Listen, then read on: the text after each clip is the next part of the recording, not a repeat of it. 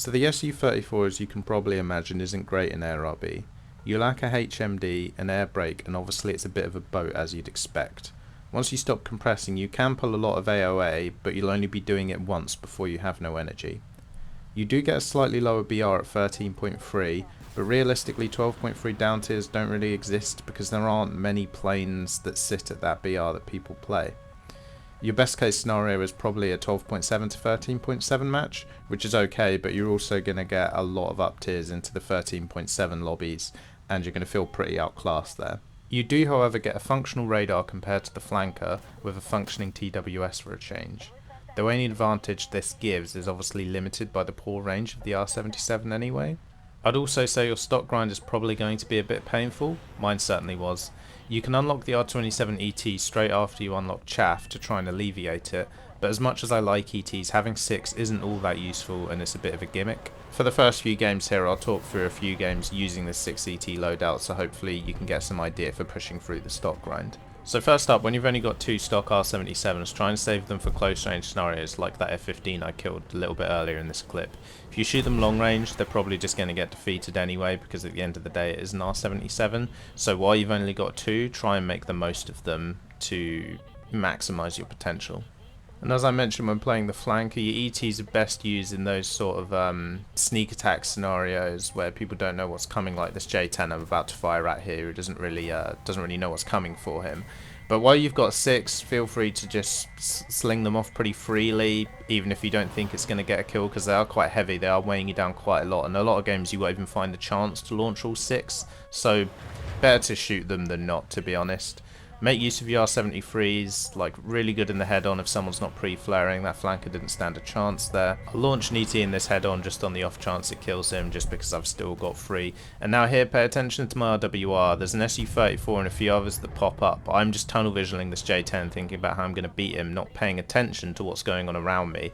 You've always got to maintain your awareness, otherwise you're going to die just like this.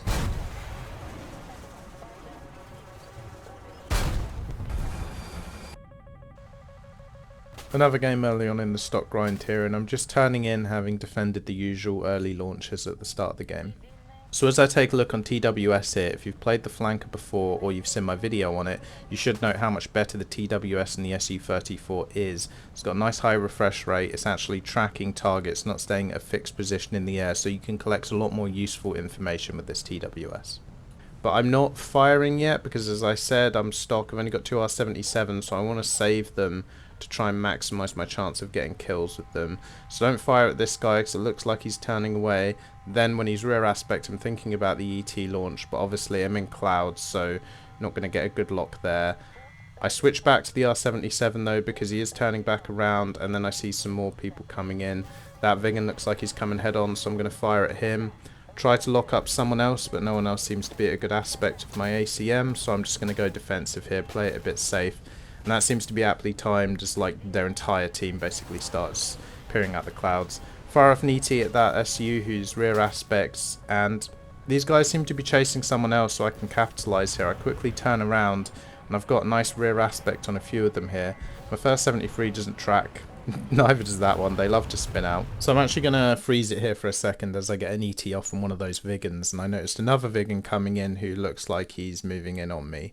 Now, here I'm going to use the long ACM frame, and I've got it preset in that setup because I'm always anticipating wanting to get these high off-board launches off. As you don't have a HMD, you've got to get used to using the ACM frames. In particular, the long ACM frame here, which is going to substitute for your HMD in these scenarios.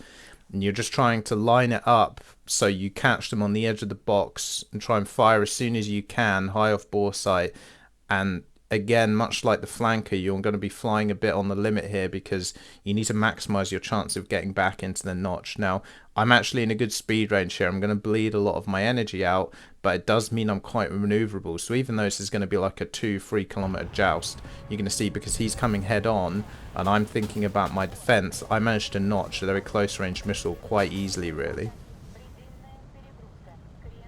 Moving on to the next game now, where I have the full loadout. Now, I don't often show the start of the game because it's usually not that interesting to look at, but How you position here often has a lot of influence on the rest of the game. Now usually when I get an early launch like that, I defend off to the left. The problem is that's often quite a passive strategy, and you end up quite separate from your team and unable to get towards the middle of the map in time if your team starts collapsing. So in this situation, I figured, okay, well, I'm going to experiment. I'm going to defend off to the right and maybe put myself in the thick of it. I turn in there. I've got 6 R-77s now, so 18 kilometers. I'm quite happy to get that launch off to try and pressure him. You see there's a lot of missiles on my RWR, but I'm not panicking. I'm just keeping them all behind me and to my left, just notching the ones that appear to be sticking to me. Now the benefit of defending right means I've positioned myself now where I've got some of their team down low coming head on towards me, so hopefully I can get some decent, relatively top-down aspects.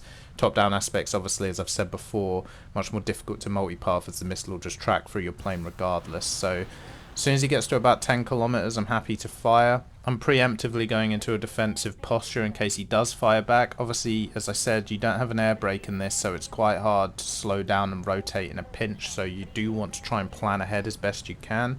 Another guy at 10 kilometers out, so I'm going to take the launch. Again, preemptively defending. But when the launch doesn't come, I'm looking back in because I can see as he gets spotted, his closure rate is going head on with that MiG-29. So I know the R-77 is not going to track. I'm prepping an ET, but the MiG-29 manages to kill him in the head-on, so we can ignore him for now.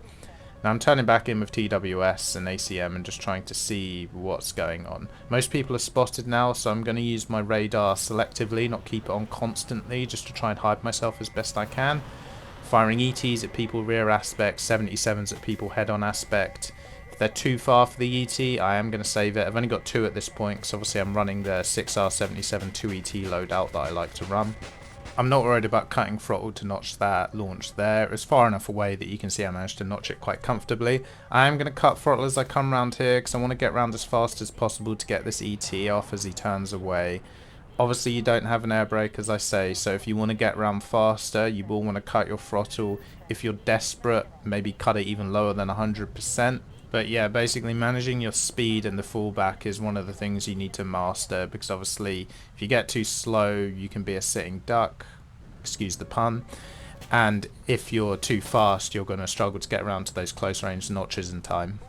Now in this clip you're going to see some of the struggles you have when there's a big clump of enemies and you're trying to select a particular target. So I see that MiG-29 is coming towards me and he's the one I want to fire at, but there's too many targets to tab for on TWS. My ACM is tracking everything except him, so it can be a bit tricky when you've got these big furball scenarios and there's particular targets you want to fire at.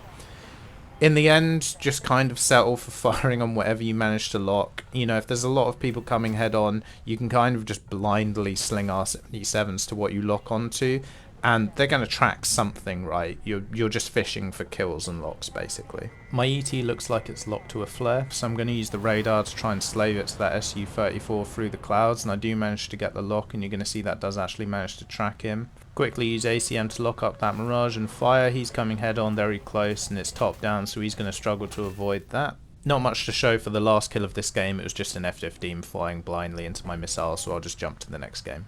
So I want to show a few different clips of some jousting scenarios now. Now these are the things where you'd expect the SU-34 to be quite weak, but you have to remember you've still got the R-77, and as long as you're decent with your ACM, your reactions are good and you know what you're doing, you can beat those 13.7 planes. So pay attention to my decision making as I get the track warning from the SU-34. He wasn't on my RWR before that, so I know he's probably just crested that hill, so I fish for the ACM lock exactly in that location because I know that is most likely where he's going to be. I'm turning back in for a second high off bore launch because I can see that my first missile's exploded on the hill, and also note that Gripen there that just briefly showed up. See, I've already clocked that and I know he's potentially coming this way, so as I kill the fullback I'm turning around with ACM because I'm expecting that Gripen to be there, and sure enough he is. I get a nice early lock and launch, I get into the notch, and also notice with my notch here is sometimes when you're notching the missile just doesn't seem to be going away, so you see where I was just sort of flicking my angle back and forth there, just trying to find the perfect angle to notch it whilst putting chaff in the air. If you're flying and you think you're in the perfect notch and it's not going away, just keep fiddling with your angle and dumping chaff and eventually it will bite. Now a brief period of downtime here while I'm approaching this guy 20 kilometers ahead of me on my TWS. RWR says it's MiG-21, not sure what he's doing here, but then we see this Gripen pop up. I initially think he's turning away, so I'm looking for the ET lock, but when I don't get the lock, it's clear that he is coming head on. As I go for the R-77, because we're on two different sides of a hill, see how I pick up my altitude there? I'm trying to loft the missile to make sure he can't use the mountain to defend it, so he's going to be forced to notch. He doesn't notch, and he dies. We then get the shot off on that J7D, again, not sure what he's doing here, but he's going to struggle against a Fox 3. So in this next game, it's quite early on, I'm tracking this guy in TWS, and as I swing my camera around and I spot this F-15, I'm just going to pause it quickly. So especially since the introduction of the really fast F-15E and F-15I, it's important to note that even at this early stage in the game right now, you can easily find these F-15s sneaking up on you really early on in the match just because they're so fast. Now when I spot this guy, I'm turning in, I'm using the long ACM frame, I'm trying to get that high off-board launch to try and get a counterfire off. He's fired an AMRAAM at me, but at this point I've decided I'm going to commit. I've cut my throttle, I've gone to 100%, I've cut my burner, don't have an air brake, so I'm just trying to rotate my plane a little bit faster just by slowing down a little bit. I'm not worried about the AMRAAM because I know in slowing down I'm going to put myself in that speed range where I can kind of just sort of float in the air and just wobble around that notch angle. So when I play it, you're going to see he just flies head on into my missile, and I'm just watching all the missile diamonds. I'm just maneuvering my plane, just adjusting it ever so slightly as I'm just dumping tons of chaff and just working through each missile as they come.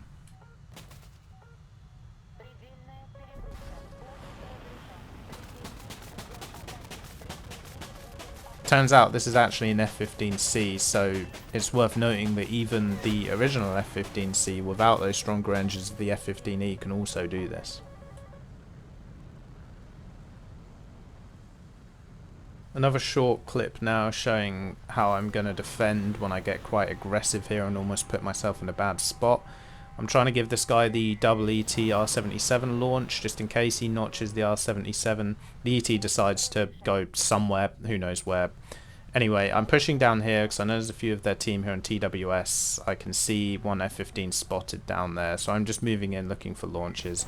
I try and track that missile diamond to source to get an ET off on the J10, then I fire on the F-15 who fires up at me. No air brake, so I've cut my burner, I've cut throttle to 80%-ish, and I'm just coming round in the turn. I'm not going to be able to rely on my RWR, so just keep pulling around the turn, dumping your chaff, and just keep turning around, and eventually the missile will bite. You've just got to sort of trust the process. If it does hit you, you probably just didn't get round enough in time. Now I'm notching this launch while getting low. I bled a bit of speed in that defense against the previous F-15, so I want to get my nose down to pick up some speed, so I'm just going to transition to multipath height here. I'm going to fish for the ACM lock, but obviously it's locking my teammate first because that's just how it goes. I get the launch off. I'm hoping he won't be able to multipath it as he moves into the valley, but he does quite a good job there, and the R-73 doesn't track. As I come past, we see the MiG-29 coming in, so I'm going for that high off-board launch with the ACM lock, and I'm immediately going back into defensive posture. He's flying too aggressively. I'm already thinking about my defense, so I get the kill and he doesn't. So for this last clip in the fullback, you're going to see the usual scenario of me defending some early launches on the left. I've not fired any of my own missiles yet. I want to close the gap a bit to try and maximize the kills of my R-77s as usual. So I'm just going to defend this missile until I'm comfortable that it's gone. Now usually when I'm trying to pick out targets like this, I will use ACM. It's still awkward, but TWS I'd be tabbing around targets as well, so I prefer to use the ACM so at least I have some more agency over where I'm putting my radar frame. I get two missiles off on the two guys that are relatively close head on, and they're shortly going to collect those. I'm going to fire at this MiG-29. I was hoping he wouldn't be able to multipath it because it's top down, but the angle isn't quite steep enough and he does manage to defeat it. Now I'm looking at this Gripen. He appears to be turning in, but then as I lose my lock I can see that he's turning away from me, so I'm going to go for the ET here. Sphere aspect. He manages to flare the first one, but as he comes around here I'm going to switch to the 73, and again, you're in a Gripen, you need to be putting so many flares in the air. He flares a lot when he sees the missile launched, but by then at that range it's too late. As I said in my previous video on the flanker, if you're in something like a Gripen and you're in the middle of a furball, there's no reason not to have periodic countermeasures on. You've got so many. And even then, I'd probably be putting periodic on and then adding more flares on top of that. You have the power to negate so many attacks in a Gripen with that countermeasure count, so make sure you use it. Just flying around in the furball now, just fishing for targets to shoot, but everyone I look at, first this Vigan and then that MiG-29, are going to get killed before I launch. I don't take the launch there because, you know, it looks like he's about to die. I don't want to accidentally, you know, I don't want it to accidentally switch to a teammate after he dies. So again, ET here, not firing that because he's already dead. Don't want to get a team kill. Now as I turn into this SU-34, I'm using ACM to get the lock so I can radar slave my missile. Obviously no HMD for the 73. He's not putting flares in the air early enough. You need to pre-flare into those head-ons. I put flares in the air so any missile he launches isn't going to track. He didn't put flares in the air early enough, so my 73 easily kills him in the head-on. So that was it for the SU-34. It is quite fun to play, I think, once you get past the stock grind, which was pretty nasty for me. But at the end of the day, you'd still be better off flying the flanker at 13.7. However, if you're like me and you like trying out new planes, it's got enough unique features maybe to be worth a fly. The TWS obviously adds something a bit different, and if you do want to, you can run the silly loadout where you're carrying 6 ETs and mess about with that, even if it's not that good. I'm still working on unlocking the F-15E, so while I'm doing that, I've compiled a bunch of clips on stuff like the F-8U, which I think I mentioned before I was using to unlock the bomber line in preparation, so I'll probably do a video on that next, so something a bit different from top tier, and then probably F-15 next week, we'll see. But yeah, hopefully you enjoyed that one, and I'll see you again soon.